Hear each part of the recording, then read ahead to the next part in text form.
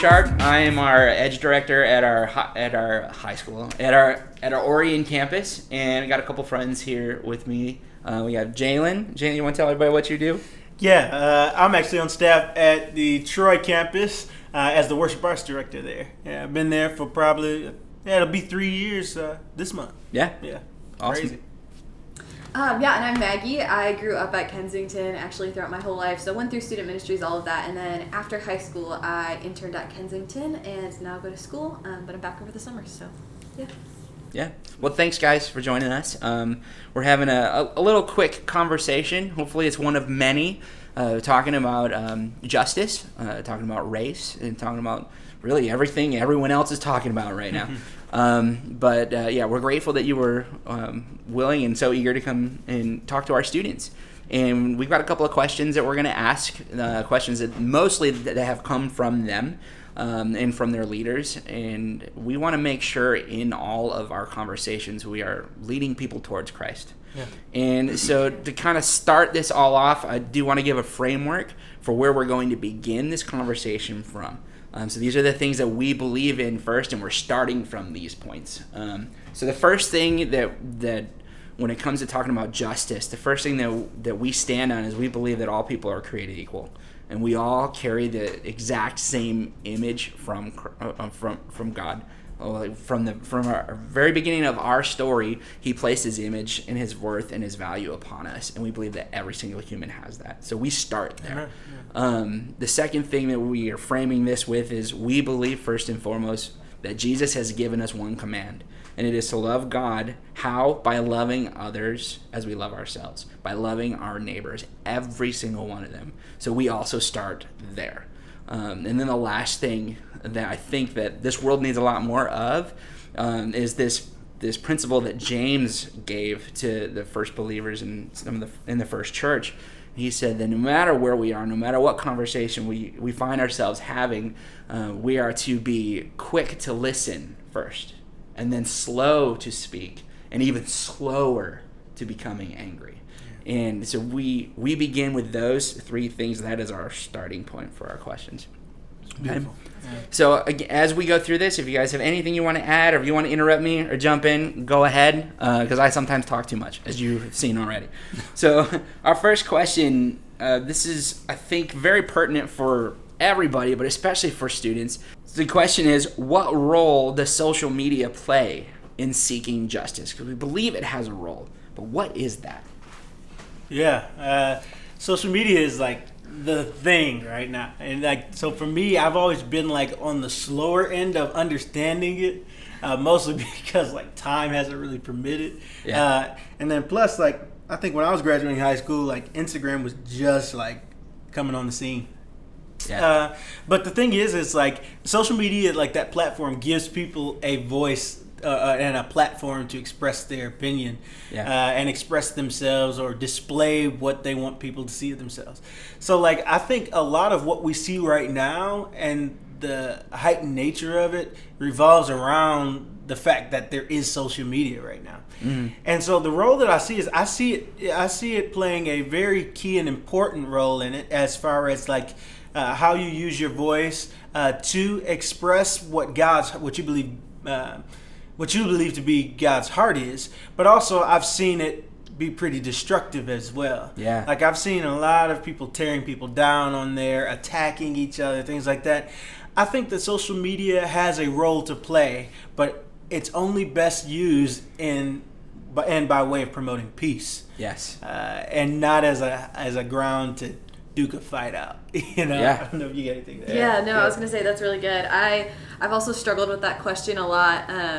Just because you're right, there's been so many different things on social media, and something I was thinking about last week particularly was just the distinction between righteousness and self-righteousness when it comes to social media, and I think that that's a hard line to walk sometimes, but I think that ultimately, you're right, it is a platform to be able to share important things that need to be shared right now, which I know we're going to talk more about what exactly those things are, but I think there also sometimes I've seen, honestly, Christians almost pointed at other Christians, and there's goodness in calling people up and rising people up, but I've almost seen more tension between like Christians than anybody else in certain situations and with certain posts. And so I think it's just important that we're in whatever we're doing, including social media, like checking our hearts, like, am I posting this for my own gain or because I want to be seen as somebody engaging this conversation, or is my heart really in this? And just, yeah, Jesus is always somebody who looks at the heart above outward appearances, and I think that includes the outward appearance of what comes on social media. And so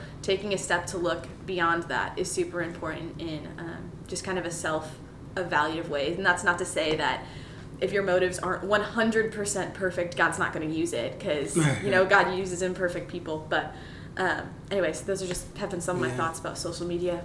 Yeah, that's great. I like what you said, Maggie. I really do think you need, before you post, like, this is something I do, because, I mean, I've been posting a lot, like, in the midst of all of this, and, like, I think it's really important that before you post, pray, and really examine what you're posting, and say, hey, is this peaceful? Is this promoting and bringing forth God's kingdom? Now, the thing is, it's like, I'm not talking about peace based on whether it will line up with what somebody else thinks. I'm talking about peace as in, like, is this promoting and building the kingdom of God? You know? Yeah, does this conversation move us forward? Exactly. You know, or does it, like, entrench me and others further in what we already, you know, what we already believe or what we already want to be true? Yeah. So do you think students should be posting things? I think so. I do. Yeah. I think students should. And I think what they should be doing is when they post, they should post to advance the kingdom. And so, like, and I know we'll get into talking about a little bit more about that. I don't think that they should post, like, without thinking, you know, right. Definitely. But they should post to bring peace to our communities and bring peace to our relationships. And they should post to support the idea of all humanity being seen, loved, and cared for. Yeah. And I think in doing so, like, we will find a lot of fruit in that. Like, when Jesus, I love his Sermon on the Mount, and the lens that he gives us for the whole sermon starts with the Beatitudes. And one of the things he says is, he said, blessed are the peacemakers, not the peaceful, right. You know, not the ones who are just quiet and silent. He says, those who make peace, there are blessings that you will find in that, you know. So I think it's like you say, it's a good thing. If we're seeking to advance kingdom and to advance God's love, we will find some fruit in that. Exactly. Yeah, for sure. All right. So there's a common argument that I find that goes back and forth where we hear one person will say Black Lives Matter, and then somebody else will immediately jump in with what? All Lives Matter or Blue Lives Matter. So I would bet there are students who wonder, what do I do and what do I say when people say that? Well, there are two things that are happening that in these conversations that I've noticed a lot of people aren't aware of, right? So you have the statement Black Lives Matter, and then you have the movement Black Lives Matter, right? And a lot of times people won't differentiate the two. So for example, I believe that, you know, there are places and things like that can be debated within the Black Lives Matter movement as to, like, what it supports or what it says and things like that. Those are the conversations I'm uninterested in, like, about people arguing what the movement represents and things like that. I'm more concerned about the statement, right? So the statement Black Lives Matter in no way, right, demeans or lessens the fact that other lives matter as well, right? Yeah. So, I mean, I had a good conversation with Dave Wilson, who's one of our founders, and we were talking about this whole thing as well. And so I basically kind of said it like this. It's like, if we all live in a neighborhood, right? If we all live in a neighborhood and I run out of my house and I say, my house is on fire, my phone is in the house, hey, Michael, hey, Maggie, can you all call the fire department, you know, for me?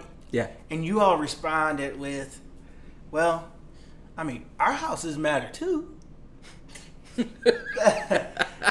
that's a little bit strange, you know, because your house isn't on fire. Mine is. You know? You're not saying my house doesn't matter. Yeah, I'm not saying yours doesn't matter at all. Actually, it does, you know. But the thing is, yours isn't on fire. So what that leads us into is a conversation about, well, blacks are saying that, hey, well, we've been experiencing pain in a way that is different and even more, I would probably say, more likely or at a higher rate than the white community has been experiencing pain. Yeah. And so I try to say that carefully because, like, a lot of that language can be charged. Sure. You know? And so I would say this, is just like, now if the argument is more about are blacks playing the victim card and are they really, like, experiencing pain, well, let's have that argument instead of having the argument on semantics. Yes. You know? And so, like, I think that the conversation about whether you believe black people are disproportionately experiencing pain when compared to white people, that's a constructive conversation and a constructive argument. Arguing about whether all lives matter versus black lives matter is semantics and is irrelevant in my opinion. Irrelevant in my opinion. I think you're absolutely right. Like, the argument isn't even the words itself. No. It's the things that aren't spoken and aren't said. Right.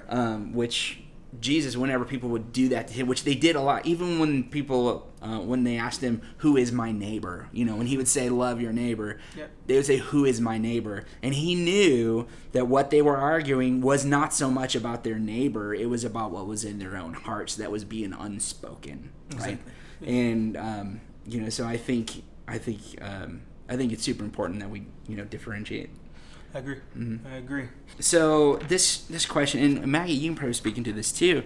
How, for us, speaking on behalf of teenagers, how can we as teenagers engage in constructive conversations at home? So conversations that lead somewhere in our homes or in our schools or with our families about race. How do we get to those kind of conversations?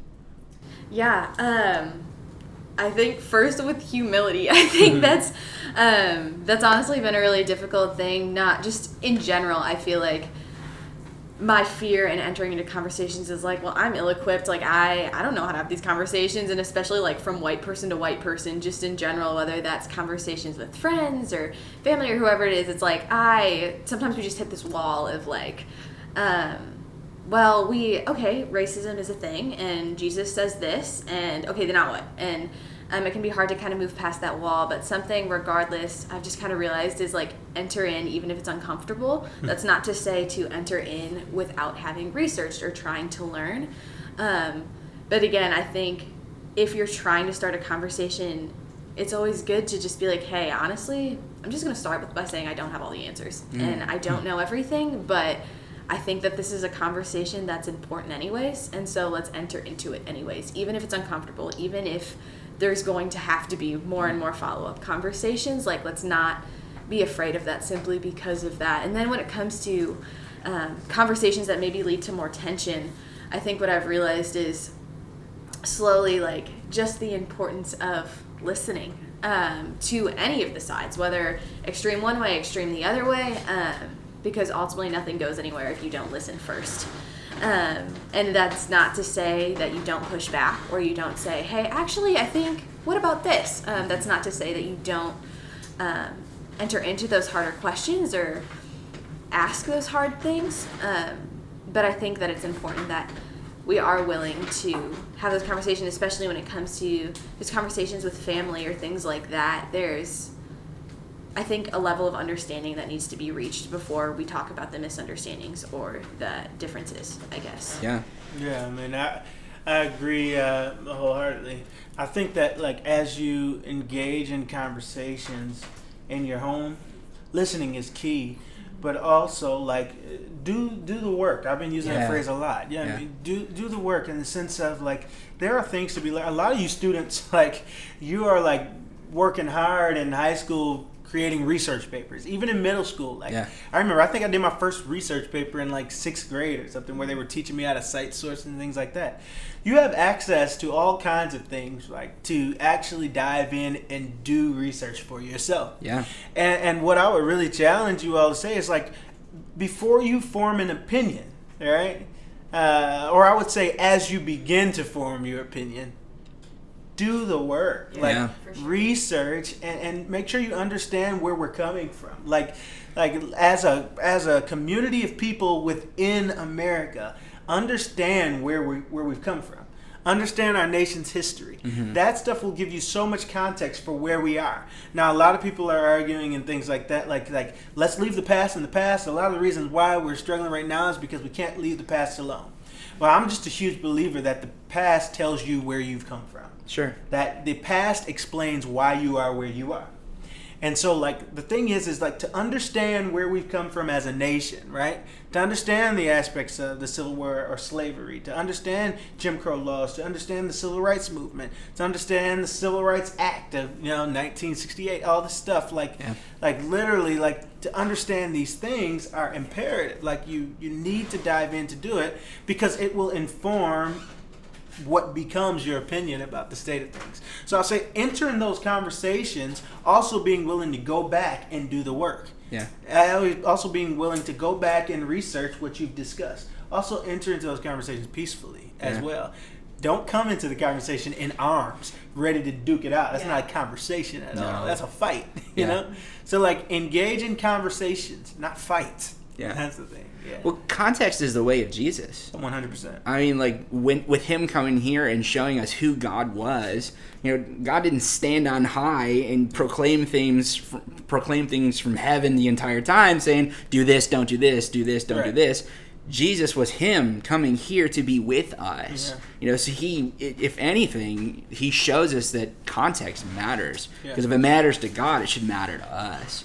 And I think also, like, look at Paul, the way that he evangelized and told the good news to other places he had never been before, in different cultures he had never been before. He went in and studied them. Like, there were times that he would quote other quote other poets and different authors from different cultures.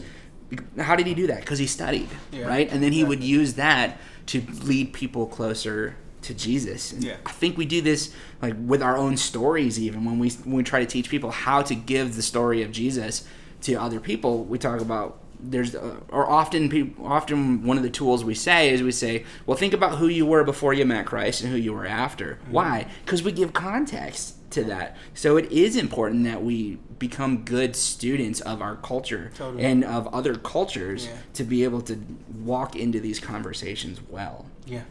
All right, so switching more to the practical side of things, questions from students. An important question from students is this: what are the practical things that we can do to make a difference? So for middle schoolers and high schoolers, what can they do? Well, I think our past informs and gives us the vision of where we are. And in order to really understand where we are in society, we have to open up the history book. Yeah. And so I would say, ask questions and enter into these conversations being informed and have history. Also, widen your lens. Yeah. Like, let's all move towards the idea of getting a bigger picture of God's humanity.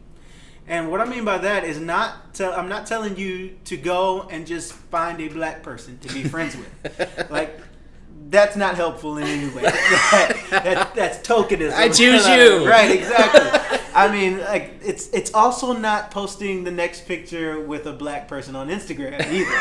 Like, saying, this is my friend. Like, that's not helpful at all, right? Right. What is helpful is widening your lens and allowing other people and their lenses to come and influence your view of humanity. Like, the thing is pursuing relationships with people that don't necessarily look like you. They may not come from the same economic status as you. They may not even share the same worldview as you. And so the thing is that is what will begin to widen your lens. We were talking a little bit earlier. I believe there are things like your lens will always be influenced. There are things that can obstruct it, and there are things that can inform it. Yeah. We should be pursuing relationships that inform our lenses. Yes. And so, yeah, that's kind of like an action step that I think is like dive into your history book and pursue relationships with people that are different than you. Yeah. That's good. I mean, I don't have a ton to add to that, but I know you and I, we had a conversation about a week ago, and we just talked about kind of the importance of searching our own hearts, too, as kind of a tangible action step. And it got me thinking about Psalm 139. The very end of that verse talks about, like, God, know me, search me, know my heart, know if there's any evil way in me. And I think it's very easy in this day and age to be like, okay, God, search their hearts. What, like, fix Right. them. But that's not what that says. It says, like, search me, God. Like, what are the things in me that maybe I wasn't aware of that I need to shift? What do I need to know? And, yeah, so I think it's just important that we're asking ourselves those questions. And that's a process. That's an ongoing thing. That's not like a one and done, I sat and thought about it for 5 minutes sort of thing. But just ongoing asking those questions. And then also just if somebody says something that you know is out of line, like, not being afraid to call on that, and like being willing to stand up when you know something is just blatantly wrong. Yeah. You know, I love what you said about searching the heart, and I kind of said this to our wider community as well on last weekend. It's just like, and I think it's true for students as well. We're all gifted. Like, we all are uniquely designed, and I know you all spend a lot of time talking to students about this stuff. It's like everybody has something to bring to the table. Yeah. Right? Like for me, like I'm a musician. I've always connected through music, like connected with God and with people through music, you know. And I also like everybody has their own sets of gifts and talents that the Lord has entrusted to them.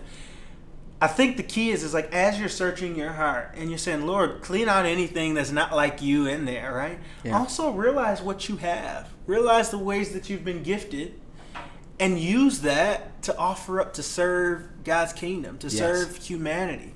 If you're a musician, like how can you use your influence in music to bring healing to humanity, right? If you are like a really smart student and like you're like books and diving into writing and things like that is like something that you're gifted in, write something. Yeah. Write a piece for people to hear and read and listen to and help it to touch and inform our hearts and things like that. Like everybody has something that they can offer. And so as you do that, offer that up and let it serve humanity. So search your heart, right? Ask the Lord to, remove anything that's not like him. Do the work, learn your history, take what you've been given and offer it up and serve humanity with it. Yeah. Those are the action steps that I really believe that we should be stepping into as an entire community, students as well. Yeah, that's how we make that peace. Exactly. That's how we become peacemakers. Exactly. Yeah, and I know something kind of just jumping off of that, something you kind of brought up to me last week is the fact that like everybody, because they are surrounded by different circles of people, like has a unique opportunity and is placed in different conversations and can enter into those with a purpose, whether or not, like whatever circle you're surrounded by. And that was something you reminded me of last week, and I think that's powerful, especially when it comes to just being a student. I think sometimes it can feel like, oh, well, what do I have to say? Is it really worth it? Like, is anybody going to listen to me? I'm in middle school, I'm in high school, but I think some of the most powerful moments I had between other people were in middle school and high school and like entering into hard conversations. So like, I don't know, I guess I just wanted to like encourage that too. Like that is exactly right. Like for anyone, whatever age you are, what you said. Yeah. And I would say if I had like one thought, for the students is that like, I know a lot of you all have been told since elementary school, like you are our future, right? You are the leaders of tomorrow. Or whatever else like that. And you've heard that so many times that it's probably had less weight each time you've heard it. But I think right now with our present reality and things that are going on in the world, it really is going to take your generation to change it. Yes. It really is. Like your generation will bring the healing, right? The generations before your generation will continue to argue and fight, right? Because like we are so engulfed in some ways. I'll even say the millennial generation is in ways as well. Like we're so engulfed and so indoctrinated in what we believe, right? That all we will do is really continue to fight. There will be moments of peace, I believe. I believe that we will find peace in certain moments, right? But I believe you all, in looking to your generation, right, have the ability to change this and bring lasting change in it. Yes. I really do. And so I almost like it's a heavy weight, but I almost put the responsibility to say, hey, I trust you with our future. Yeah. I really do.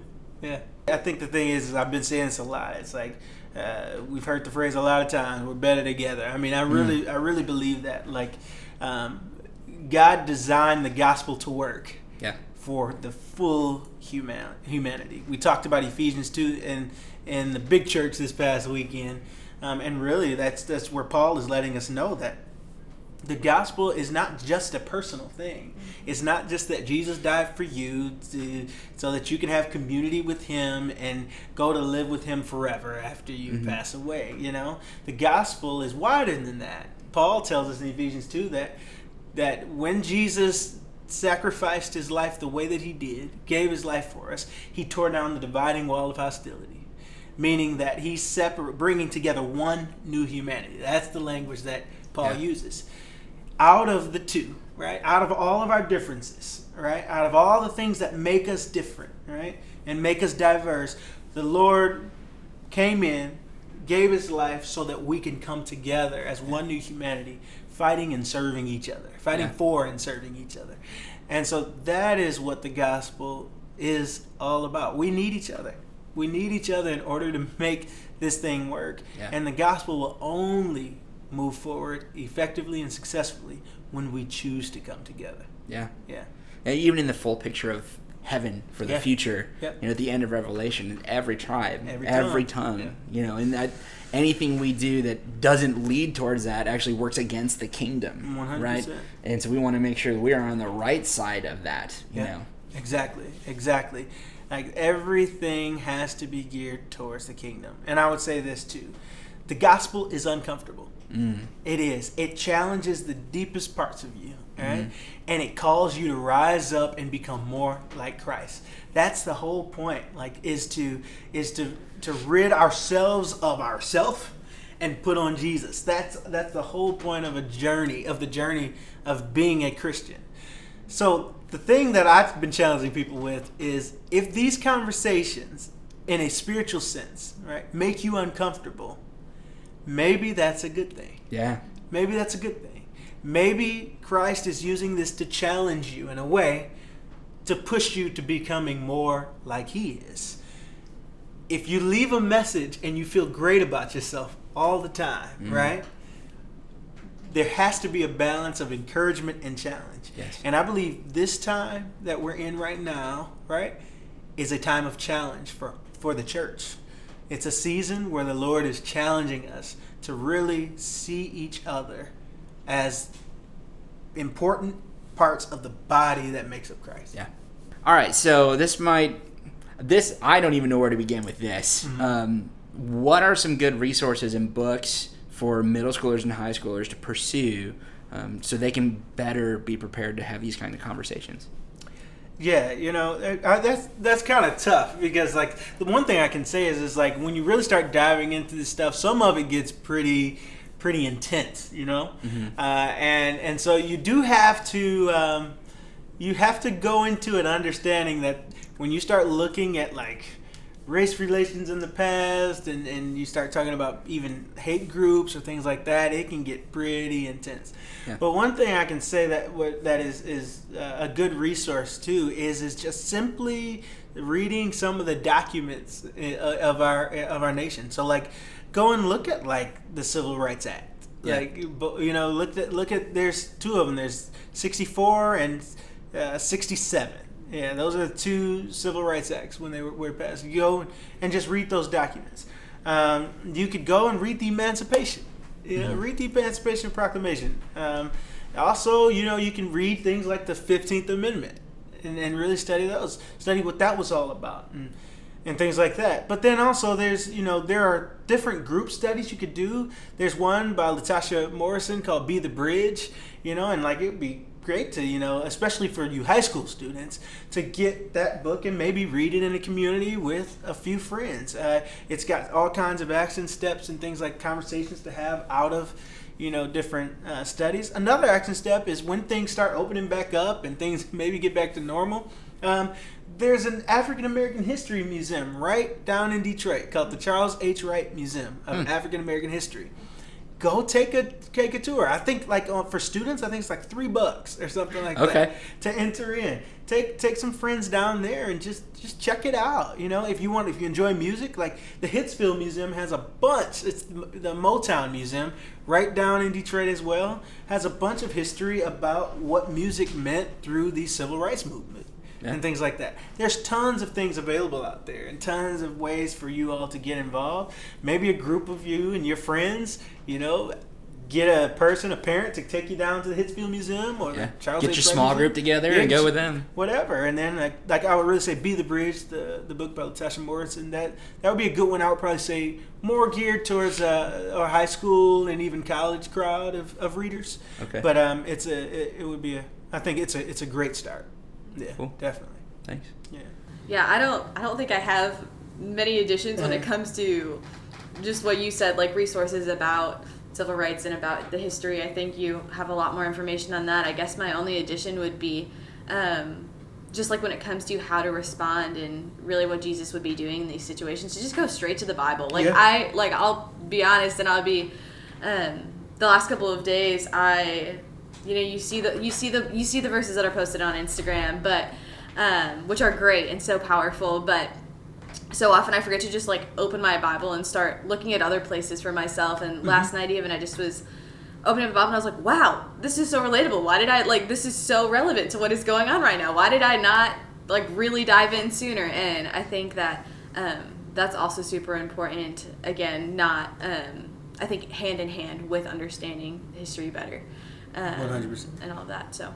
Yeah, I love that. I mean, you have to. Yeah. You as a Christ follower, there's just no other choice. Like if you really want to be about bringing the gospel, or as Jesus taught us to pray, if you are interested in bringing pieces of God's kingdom right here to earth as it is in heaven, you know, if you're interested in doing that, you have to be in communion with Him. Yes. And what that means is you have to be a student of the Word of God. Yeah. You do.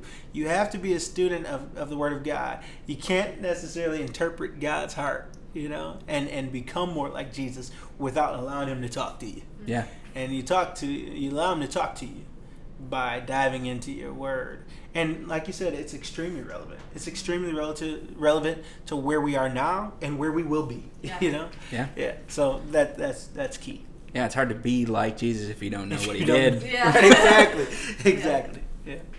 Awesome. I remember my first big boy job out of school was I was an administrator at a college, and my job in the recruiting office, and my job was to process test scores. Mm-hmm. And I would see inner city test scores come in, students from the inner city, and I would see that they would have high GPAs. Yeah. Like I would see like 3.8s, 3.9s, and then I would see like a 1030, a 1040 on the SAT, or even like a 15 or 16 on the ACT, and right. It just didn't make sense. And then I would take a transcript from a suburban school, and I would see like a 3.5 student with a 32 on the ACT, right. Or a huge great score on the SAT and things like that. There's disparity in the education system, right? And I say understanding that also students come from a different world in a way. Yeah. Students from the inner city and the suburbs, there's a huge difference. So engaging with other communities, I think one awesome thing is like I got to give a plug to like Renee Mullenix and the work that she's done with Kaleo, Renee and Nancy Zott, the work that they've done with like Shiloh. Mm-hmm. Connecting with kids through the inner city, connecting suburban kids and inner city kids together through art. That's a beautiful merger. Right. Any way you can find a way as a student to come into community with people from different backgrounds is beautiful. And also understanding their story, understanding that their schools look different than yours do. Yeah. You know? Yeah. I guess to add to that, not simply talking about different school districts, but within even your own school district, and just I guess what it looks like to be aware in that. I went to Avondale. I only graduated a few years ago, so I'm not super far out. But I grew up in Avondale, and Avondale is a pretty diverse district, at least relative to I know to some. And so kind of growing up in there, even I guess I assumed I was more aware than I truly was. And my sister and I, even just this last week, we have been talking about certain interactions we had in high school, and we've really been just opened up to, wow, there were so many differences even within what appeared to be such a diverse community, and what was such a diverse community, just in relation to what people's experiences really were, that maybe we didn't notice. So I think even it can be easy, or at least I found it easy in my own life, to maybe dismiss the things that I really didn't understand because of who I was surrounded by. And I think not dismissing the differences is really important, and something that over the last week and over the last couple of years I've definitely been just realizing more and more. Sure. Yeah. Cool. Well, thanks again for joining us. Is there anything else that you'd like to say to the students? Now, just say I really do think that the Lord has designed you for such a time as this. Mm-hmm. I do. And I think that you all will be the image bearers and the light carriers that will change the narrative of this horror story in a way. Yeah. You know, it's an uncomfortable time right now, but you are our hope. You are our hope. And I have hope because I have you. So awesome. Definitely, I would just really empower you, and I'm praying for your community, praying for each and every one of you that the Lord will embolden you and give you the courage to step into these kinds of conversations and situations and be His hands and feet. Yeah. Awesome. I guess I'd add, like, God always works in the unqualified. So, like, if you don't feel like you're able to step in, that's where God thrives. And again, that's not to discount that. Get educated, like, go into those things, but also know that, like, it's God who's working. It's God who wants to move in this situation even more than we want to, because this is about His children. This is about His creation. This is about His world that He created. So yeah, I guess I would just say, like, don't be afraid of that. Well, thank you to the students who have been tuning in and the parents who've been watching this too. If you have any further questions, just send them our way. You can either put them in comments or you can send us an email. Reach out to us. We'd love to keep the conversation going, because we know this isn't just the end of something. This is the beginning of something. Actually, it's been on for a while. We're just stepping into it right now, so we want to make sure that this continues. So, thanks for tuning in. We'll catch you on next time.